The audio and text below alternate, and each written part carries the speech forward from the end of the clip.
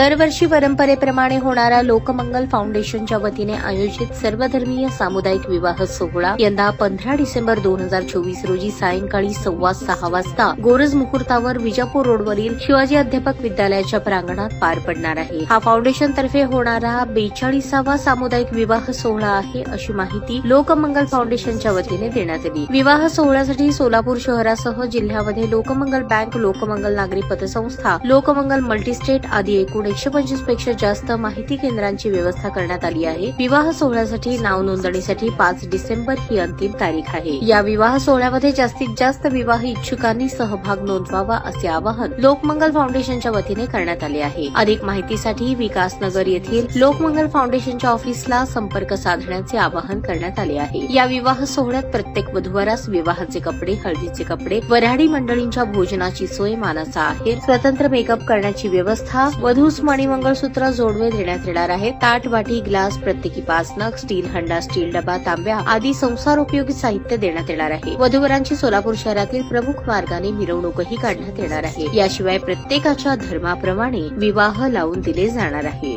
अशाच नवनवीन अपडेटसाठी जनता राज्य न्यूज चॅनलला सबस्क्राईब करा, लाईक करा आणि शेअर करायला विसरू नका।